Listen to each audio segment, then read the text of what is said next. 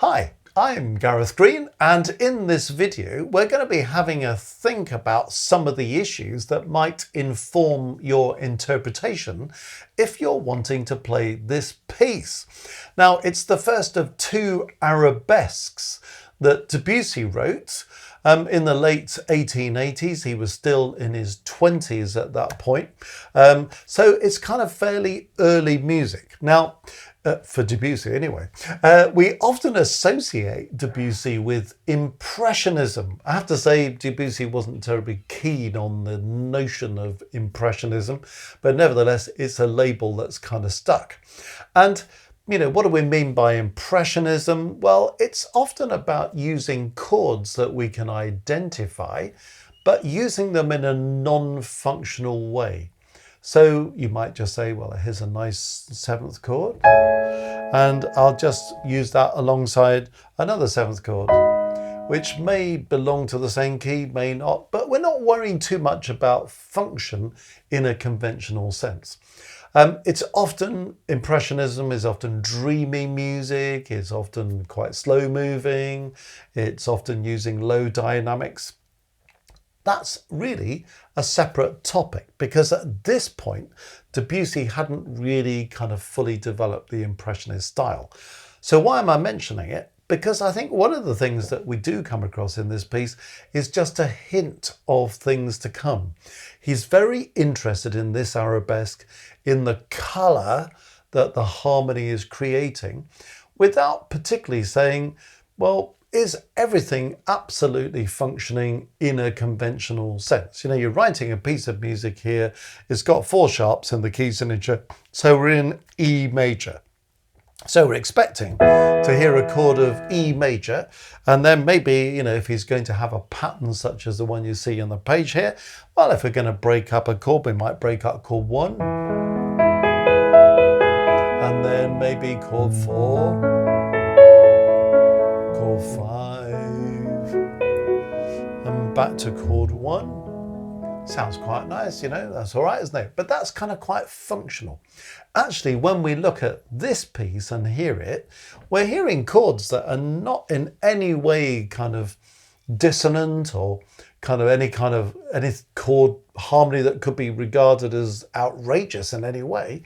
But it's quite interesting to hear what he does, because when you look at the opening of this, it doesn't start on an E major chord. It starts on an A major chord and then wanders off somewhere else. So have a listen to the opening of this, and then we'll come back and talk about it.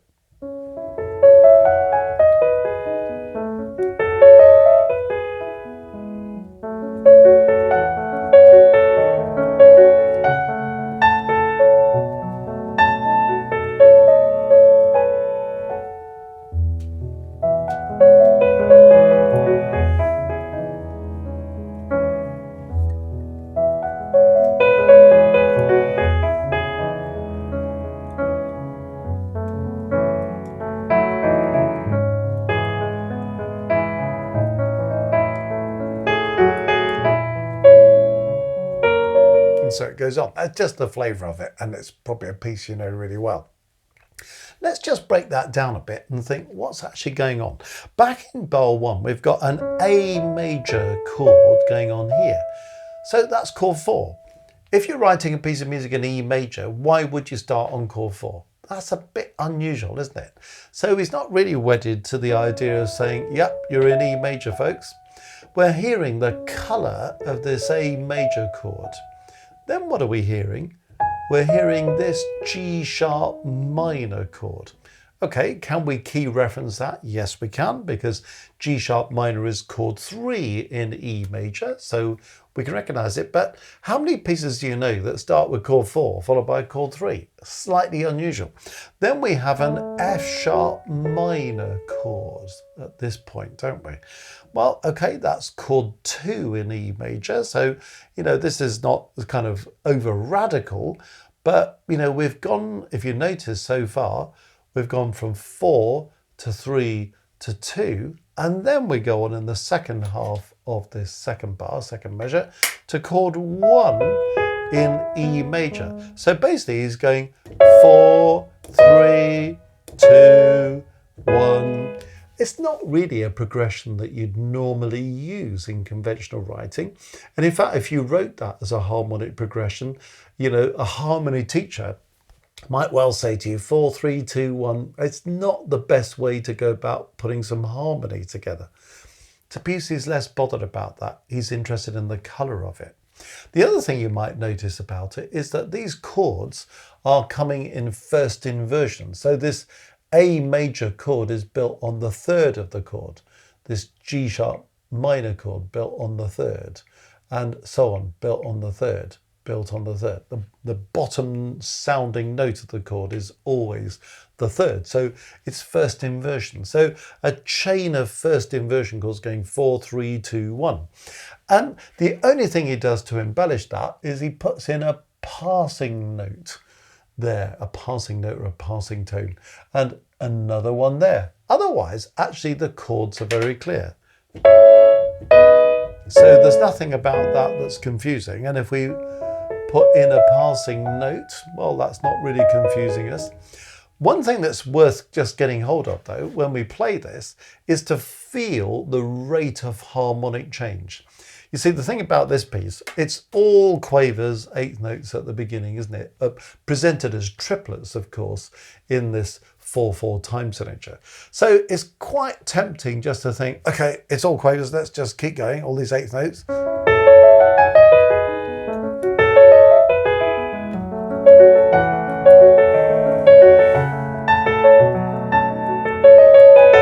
Now, the impact of that is utterly breathless, isn't it? I mean, it's great if you've got the technical facility to fly through it like that, but musically it doesn't make a lot of sense.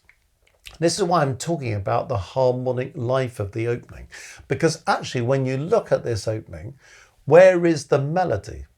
Well, it's not very obvious, is it? In terms of the texture, what are we looking at? We're looking at monophonic music.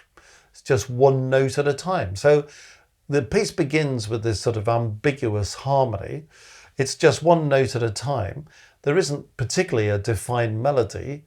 So what are we working with? Well, we're really working with harmonic colour.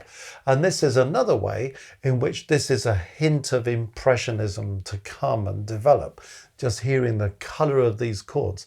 So it's one thing that it's worth doing. So it's worth just kind of playing through these chords in the first couple of measures, the first couple of bars, just to sort of think, yeah, let me just get the sound of that. Then play it slowly so you can hear each of those chords unfolding. Here's the A major, changing to G sharp minor, changing to F sharp minor, changing to E major. It's a bit like a kind of kaleidoscope, isn't it? And you just kind of move from one colour to another. The other good reason for understanding what's happening harmonically is that it really tells you what to do with your pedaling. It's funny how some people kind of, I've heard people play this with no pedal at all. Well, it just sounds like nothing really. It's just too dry, isn't it? It needs the pedal. Debussy hasn't written pedaling in the score. He's leaving you to work that out. But one thing you need to do is to know when the chords change so you can change the pedal. So all of these notes are spelling out this A major chord with just that passing note at the end. So that needs one pedal for the first two beats, doesn't it? Because one chord there, another chord there, another chord there, another chord there. So what's the pedaling? We're going to pedal, we're going to change, we're going to change, we're going to change. Sorry, that's not quite aligned right there. So we're changing on every half bar. So it's telling us something about pedal, isn't it? It's marked piano. So, okay, we don't want to play too loudly, but do we just want to present that on a kind of piano level? Not really. We want a bit of rise and fall. Well, look at the contour of the writing. Can you see it's going up, it's coming down. It's going up, it's coming down. So surely that's kind of suggesting that we might just do a little bit of a crescendo up, bit of a diminuendo down. Same again in the second bar, the second measure. So you see how just getting inside what's happening with the music is now giving us clues, isn't it? And even though there's not a kind of definitive melodic line, actually there is a melodic thread that's taking us up and coming down. So we do have to kind of experience that a little bit melodically. Speed, well, andante con moto, or andantino con moto. I mean, what does that mean, really? You know, andante is often translated slightly approximately as kind of walking pace. Well, depends how fast you walk. Then it says con moto, with movement. So, what, a fast walk, or what do we mean by that? It means, of course, there's a range of possible speeds that would work for this. Not too slow that it's ploddy, not too fast that it's sounding a little bit manic. So you've got to pick your own speed that works here. But if we can kind of get a little bit of rise and fall that reflects the way that the melodic line is kind of gliding up and gliding down quite gently, keeping the gentle mood, keeping the clarity of the harmonic movement by changing the pedal in the places that we've described, then think, what can I do with a tone to make that a nice, warm, engaging sound, and at the same time have this gentle kind of rippling feel to it.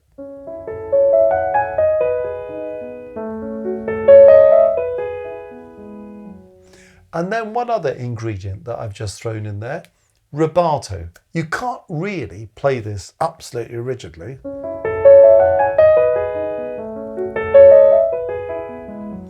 can sort of get away with it, but it's lacking something, isn't it? Well, how much rubato should we use? That's another huge topic, isn't it? And again, that's a question of individual interpretation. And again, I think there's a range of possibilities for rubato. If you overdo it, well, you kill the sense of the continuous triplets just kind of gliding by. If you do this.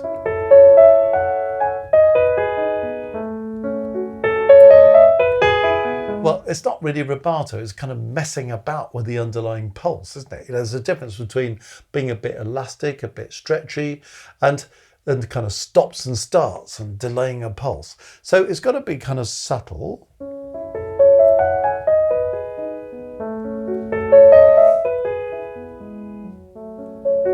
But something like that, you probably don't want to do any more than that. Let's put it that way. Okay, so all of that time we've just been thinking about the first two bars, the first two measures. But actually what you do at the beginning of a piece is often essential, isn't it? To kind of setting the mood.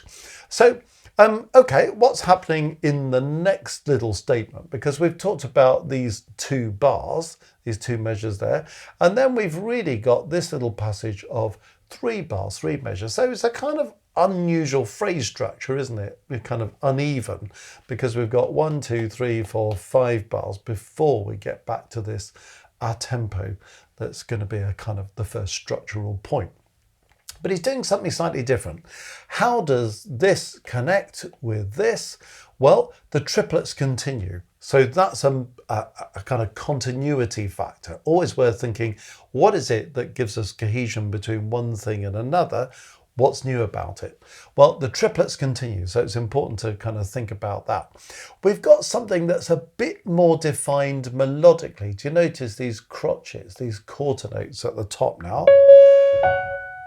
It's a bit more melodic. It's got more melodic definition, hasn't it? Than we had in those first 2 bars, those first 2 measures. So that's one thing to take on board.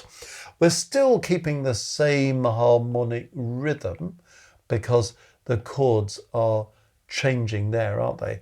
Until we get to this bar, where actually the harmonic rhythm kind of expands to fill the whole bar, really, because there's only one chord in that bar.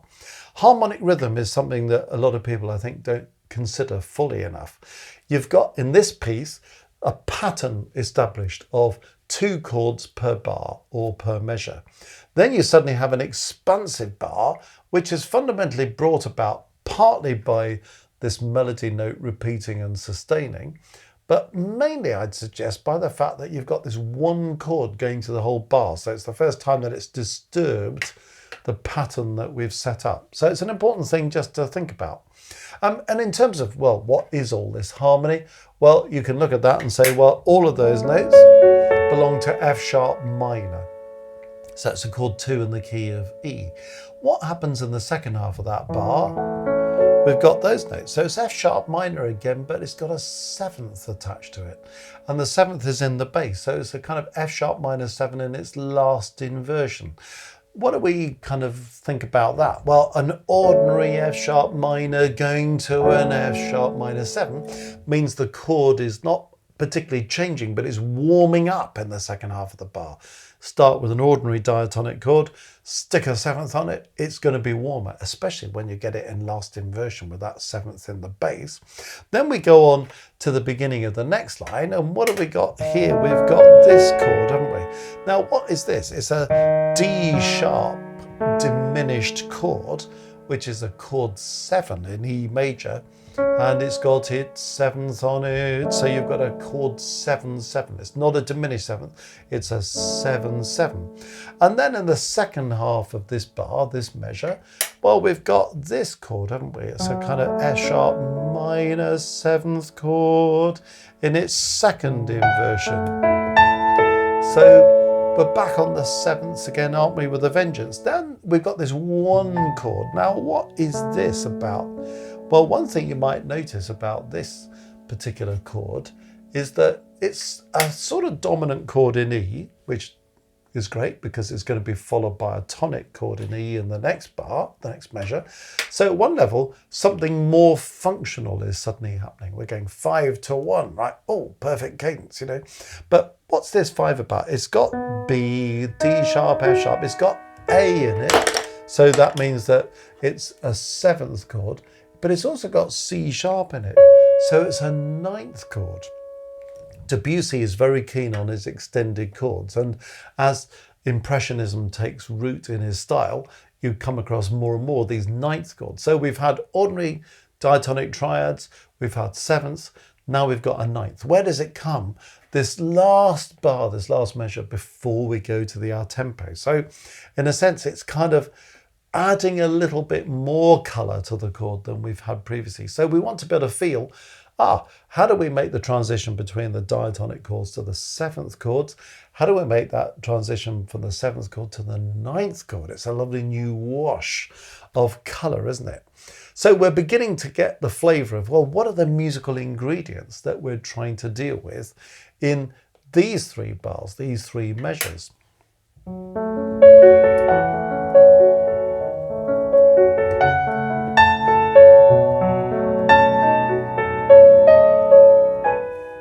You can really feel how that's drawing out. I mean, he's put this writ in here. He's put this crescendo there. And whenever you see expressive direction in a piece of music you're playing, don't think I'm slowing down because it says writ or I'm getting louder because it says crescendo. I mean, yes, do those things. But ask yourself, why has a composer put that there?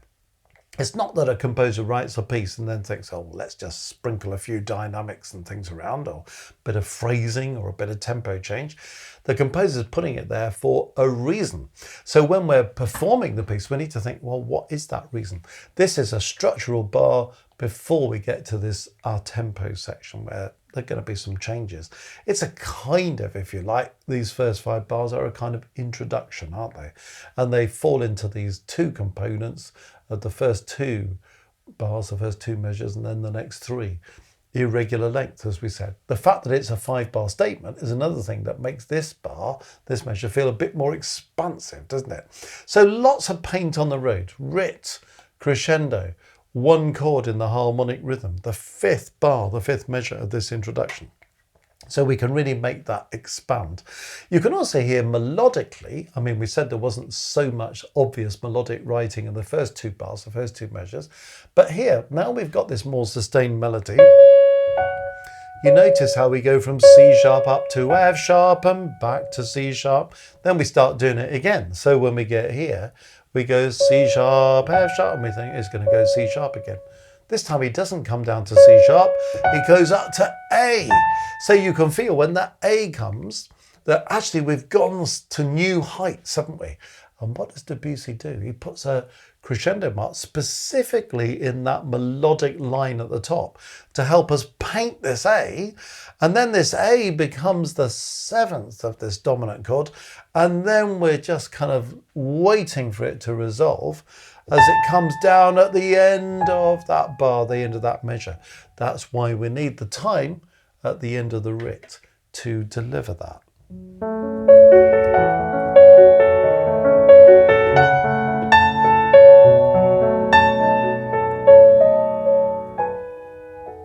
And then take a breath and on we go. But taking a breath because something new is going to happen. Okay, what happens in the next section then? Well, you might notice we've kind of gone to a two-part texture. We've got one line in the right hand, we've got one line in the left hand. Okay, it seems obvious the left hand is accompanying, going up and down these chords in quavers and eighth notes. The right hand is certainly doing something now that's much more distinctly melodic. Okay, let's talk about the harmonic life for a moment and just see how this compares with the opening. Well, if we look at the left hand, it's spelling out chords. Now that is very clearly a chord 1, E major, chord 1. So that's very obviously what's going on there. Notice the harmonic rhythm, one chord filling up the whole bar, the whole measure. Where does he go next? C sharp minor.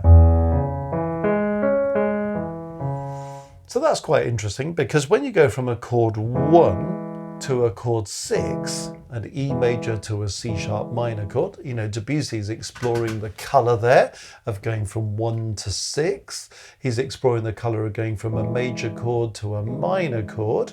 But he's also mindful of the fact that there are two common notes, E and G sharp, the root and the third of chord 1. E and G sharp are also the third and the fifth of chord 6. So you feel this kind of change going on, but you feel this constant factor running through with the common notes. So it's more functional here. And I think what we're talking about in Debussy at this point in his life is that sometimes things are more or less functional rather than we're writing non-functional harmony. He's not got to that point. When we go on, we think, this is interesting because this is all chord 1 again. And then this is all chord 6 again. So do you see what he's doing now? He's setting up this alternating colour between E major and C sharp minor, E major, C sharp minor. And he's purposely keeping E as the bass note, one of those common notes, which means, of course, the E major chord 1 is in root position, the C sharp minor chord 6 is in first inversion. So it was a kind of pedal point, if you like, that's just hanging around at the bottom, but it's really just enabling us to feel this oscillation between those two chords. So in many ways you can say, yeah, that's reasonably functional for the reasons that I've talked about, but also you can say, well, why would you go 1, 6 in first inversion, 1, 6 in first inversion? Isn't that a bit stuck? You do it because you're just enjoying the colour of that change.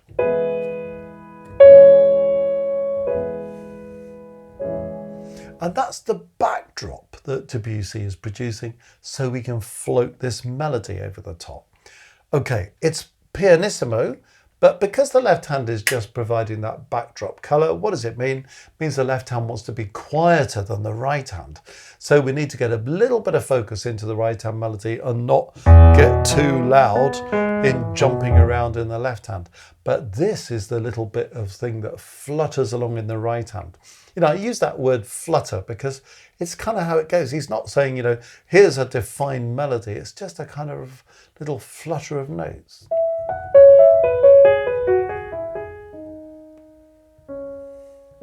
And I love the way he does this with these triplets and a sort of pattern of, you know, falling fourth, going up a third, falling fourth, going up a second, falling fourth, going up a third, falling fourth, going up a second, you know, kind of alternating pattern of going up the third, going up the second, but falling the fourth every time, and kind of weaving his way in and out of the chord.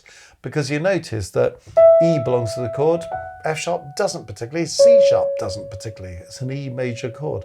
E does, B does, C sharp doesn't, G sharp does, B does, F sharp doesn't. Do you see, he's not worrying too much about are these passing notes or passing tones, are they auxiliary notes or neighbour tones? He's just saying, there's just a nice bit of colour that's just adding a sprinkle of something to that E major chord. When it comes into the next bar, these three notes belong to the C sharp minor chord, so does this.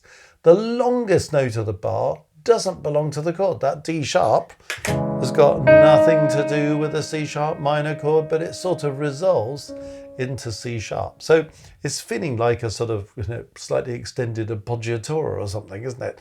But it's certainly creating a dissonance. You could say, is it making the tonic chord in the C sharp minor chord rather into a ninth chord? It's sort of adding a ninth that then resolves, but it feels more like an appoggiatura. There's a bit of function about that. You see what I mean? Debussy's still being a bit functional, but he's not being entirely wedded to it. But then you've got all these kind of notes in the right hand there that don't belong to E major. Having done this, he then kind of goes through it again. So, okay, we've had it once, let's have it twice. Why not? We're just enjoying the colour of the moment before we move on to something else. So there's something kind of a little bit stationary, a little bit hypnotic.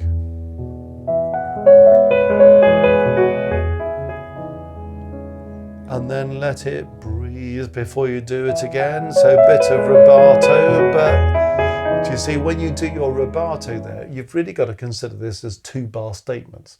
So keep it moving and then maybe pull back a bit there. Keep it moving, pull back a bit there. Don't be pulling back there and there because it just sort of kills that 2+2 thing.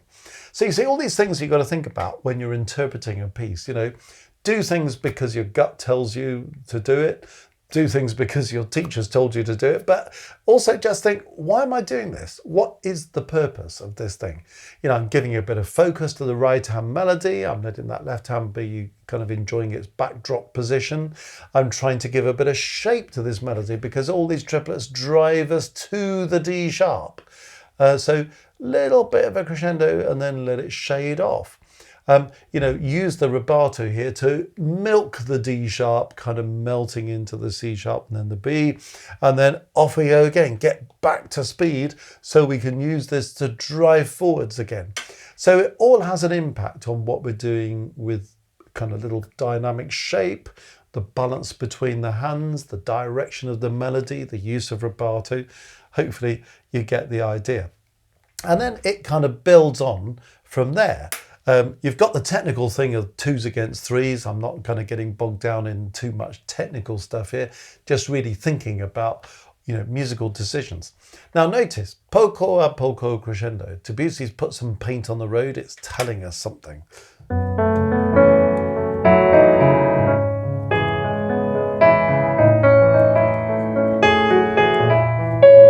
Now you can hear what's happening there. We're kind of building up as we go, aren't we? He's kind of taking this idea here, and then he's saying, here it comes again, a third higher. And same's true in the left hand as well. He's keeping this idea of 1 chord per bar. So we've again got this kind of fairly slow harmonic rhythm, haven't we? But we're building, and then he puts a reminder, sempre crescendo, keep getting louder. E stringendo, so get a bit faster. And that's good because in rubato, people often rob tempo, but they don't pay it back. And here's Debussy saying, yeah, come on, we're building now. So enjoy just building the speed a bit. So you might just use a bit of freedom in your rubato in this stuff. Kind of breathe and then go up a third, feel that sequence, but then get going. And then a writ. It's kind of like, something significant happening at the end of that page, isn't there? Before we go on to this, which is what? A return to the beginning. So go back to the simplicity of the beginning. But do you notice what's different this time? We've got these long held notes at the top. So where we were saying at the beginning, well, there's a kind of lack of melodic definitive line. Oh, now we've got the opening and it's back again. Well, we could go on, but I hope that's just helped to start your thinking. If you're playing this piece, playing another piece by Debussy maybe, or just playing music in general, why are we doing what we're doing with dynamics, articulation, phrasing, balancing our textures, thinking about tones, thinking about pedaling.